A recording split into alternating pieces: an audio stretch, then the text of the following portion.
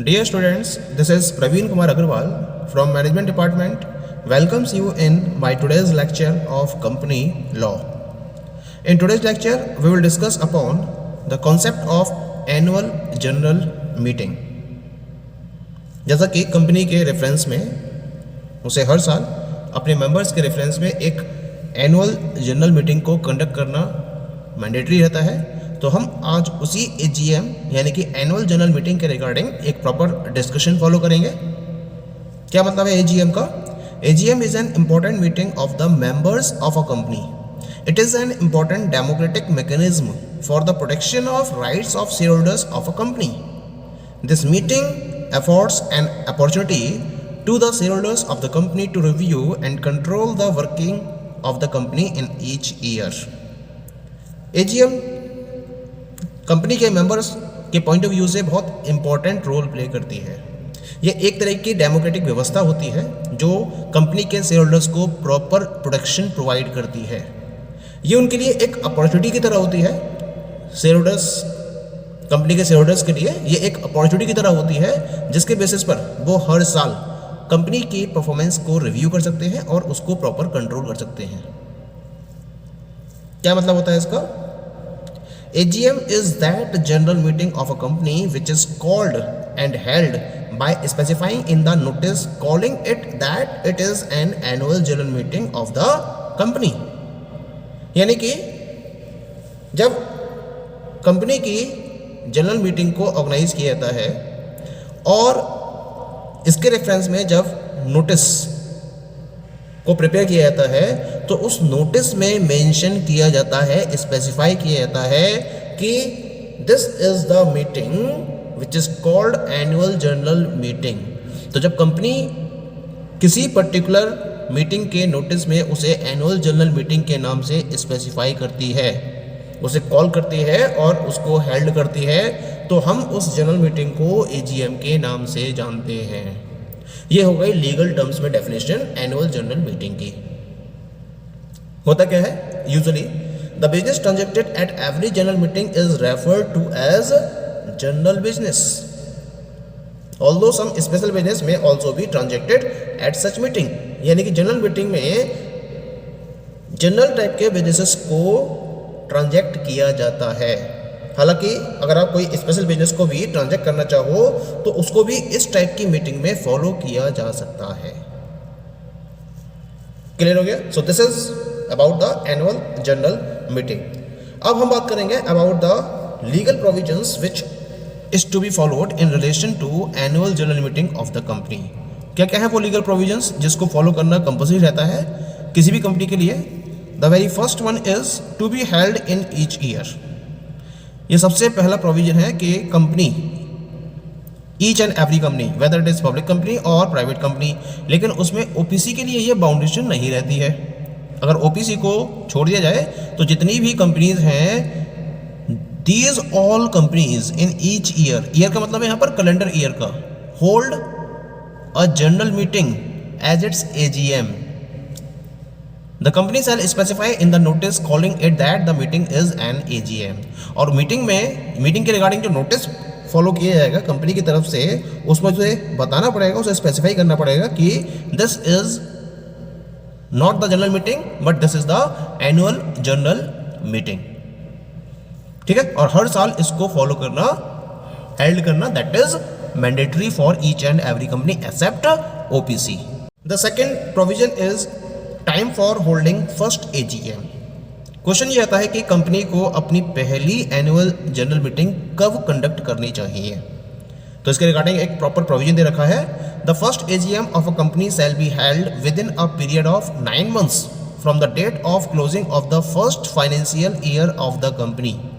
After this, अगर ऐसा कर लेती है firm, then it is necessary for the company to hold any AGM in the year of its incorporation. तो जरूरी नहीं है कि उसे उस पर्टिकुलर ईयर में जिस समय उसका इनकॉर्पोरेशन हुआ है उस समय कोई भी AGM को कंडक्ट करने की ज़रूरत नहीं रहती है। टाइम क्या है इसके लिए?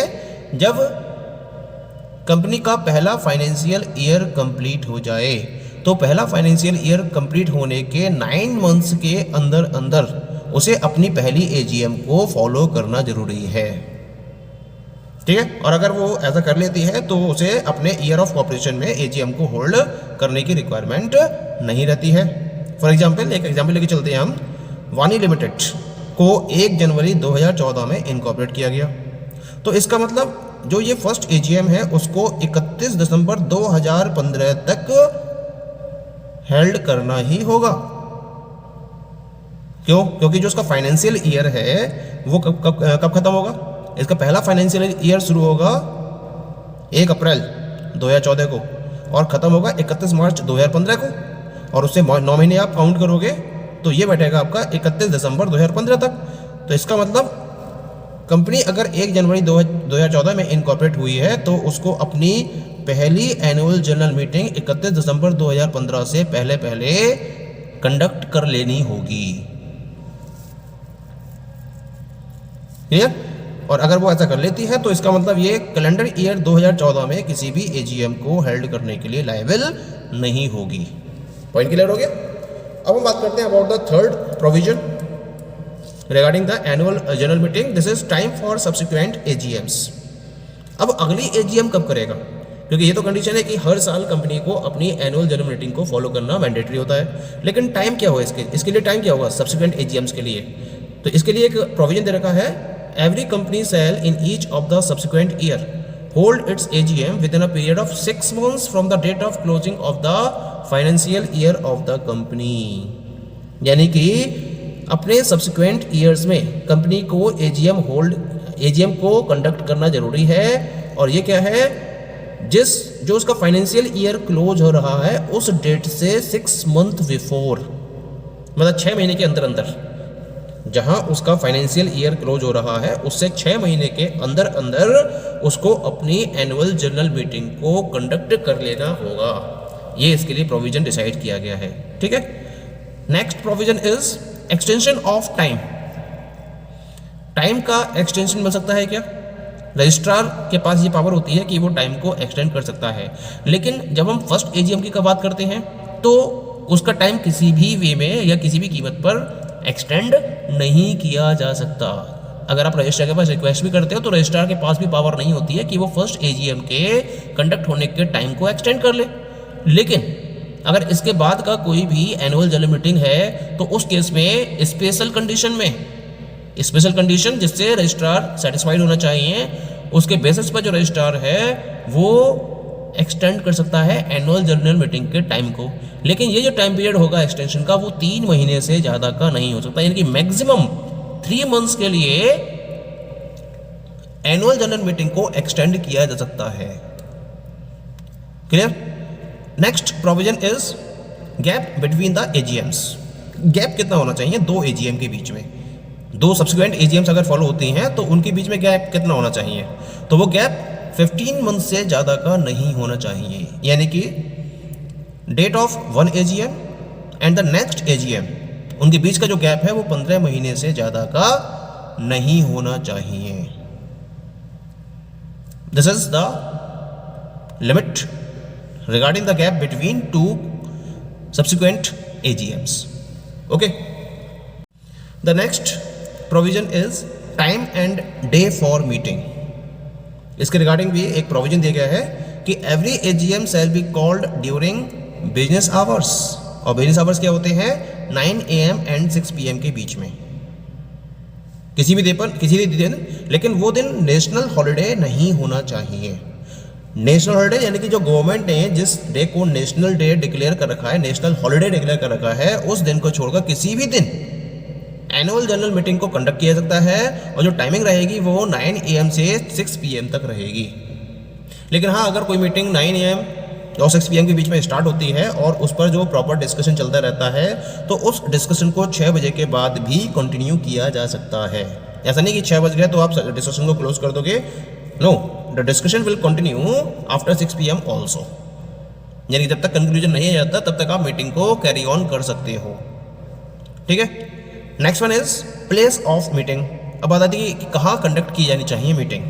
तो इसके लिए एक प्रॉपर प्रोविजन दे रखा है कि जितने भी एजीएम हैं उनको कंपनी के रजिस्टर्ड ऑफिस में कंडक्ट किया जाना जरूरी है, या फिर कोई और दूसरा प्लेस भी आप सेलेक्ट कर सकते हो रजिस्टर्ड ऑफिस के अलावा, लेकिन वो उसी पर्टिकुलर सिटी में, उसी पर्टिकुलर टाउन में या उसी पर्टिकुलर विलेज में होना चाहिए जहां कंपनी का रजिस्टर्ड ऑफिस सिचुएटेड है। ये भी ध्यान रखना जरूरी है, ठीक है। Next provision is notice of meeting. आप अगर किसी भी एजीएम को कॉल करना चाहते हो तो इसके लिए कम से कम आपको 21 दिन का क्लियर नोटिस राइटिंग में या फिर इलेक्ट्रॉनिक मोड के थ्रू एंटाइटल्ड मेंबर्स के पास भेजना होगा। 21 दिन, कम से कम 21 दिन का नोटिस होना चाहिए, इससे कम का नोटिस नहीं होना चाहिए, ठीक है। और अगर कोई शॉर्ट नोटिस कंपनी भेजना चाहती है तो उस शॉर्ट नोटिस को भेजने के लिए कम से कम कंपनी के 95% शेयर होल्डर्स की कंसेंट होनी चाहिए। अगर कंपनी के 95% शेयर होल्डर्स की कंसेंट है तब आप शॉर्ट नोटिस में एनुअल जनरल मीटिंग को कंडक्ट कर सकते हो। अदरवाइज आपको क्या करना पड़ेगा, कम से कम 21 दिन का क्लियर नोटिस या तो राइटिंग में या फिर इलेक्ट्रॉनिक मोड के थ्रू मेंबर्स के पास आपको भेजना ही होगा, ठीक है। Next one is contents of notice. Notice में कंटेंट्स क्या क्या होने चाहिए। Every notice of an AGM shall specify the place होना चाहिए उसमें जहां मीटिंग को कंडक्ट किया जाएगा, डेट होनी चाहिए जिस दिन कंडक्ट की जाएगी वो डे होना चाहिए, वो टाइम ऑफ आवर होने चाहिए मीटिंग के। ये सारी इंफॉर्मेशन उस पर्टिकुलर नोटिस में अवेलेबल होनी चाहिए। और इसके साथ साथ मीटिंग में जिन पर्टिकुलर बिजनेसेस को ट्रांजैक्ट किया जाएगा उनके रिगार्डिंग प्रॉपर स्टेटमेंट भी होना चाहिए। तो ये सारी इंफॉर्मेशन आपको नोटिस के कंटेंट में प्रॉपरली प्रोवाइड करनी होती है, okay. And the last one is annexure to the notice. Annexure का मतलब क्या होता है कि जो कंटेंट आप, जो नोटिस आप भेजते हो मेंबर्स के पास एनुअल जनरल मीटिंग के रिगार्डिंग, उसके साथ में आपको कुछ पर्टिकुलर डॉक्यूमेंट्स को भी ऐड करना होता है। तो every notice of an AGM must be accompanied by the following documents. क्या क्या डॉक्यूमेंट्स होते हैं इसके रेफरेंस में। The very first document is a copy of financial statement for the financial year, यानी कि उस पर्टिकुलर फाइनेंशियल ईयर के लिए जो कंपनी का फाइनेंशियल स्टेटमेंट है उसकी एक कॉपी आपको अटैच करनी होती है। इसके साथ साथ जो बोर्ड ऑफ डायरेक्टर्स है उनकी रिपोर्ट को भी आपको अटैच करना होता है, उसकी एक कॉपी अटैच करनी होती है। ऑडिटर्स की रिपोर्ट की एक कॉपी अटैच करनी होती है। जितने भी डायरेक्टर्स रिटायर हुए हैं उनके प्लेस पर आपने जिन डायरेक्टर्स को अपॉइंट किया है उनके अपॉइंटमेंट की कॉपी आपको अटैच करनी होती है एनेक्शन में। जो डिविडेंड्स डिक्लेयर किए गए हैं उसकी एक कॉपी आपको अटैच करनी होती है। इसके साथ साथ प्रॉक्सी इंस्ट्रूमेंट इन ब्लैंक, खाली एक प्रॉपर फॉर्म प्रॉक्सी इंस्ट्रूमेंट का जो फॉर्म कंपनी ने फॉलो कर रखा है उसको अटैच करना होता है। और उसके साथ साथ अटेंडेंस स्लिप इन ब्लैंक, इसको भी आपको अटैच करना होता है। तो ये सारे डॉक्यूमेंट्स हैं जिनको नोटिस के साथ में कंपनी अटैच करके अपने एंटाइटल्ड मेंबर्स के पास भेजती है for annual general meeting, okay. Thank you.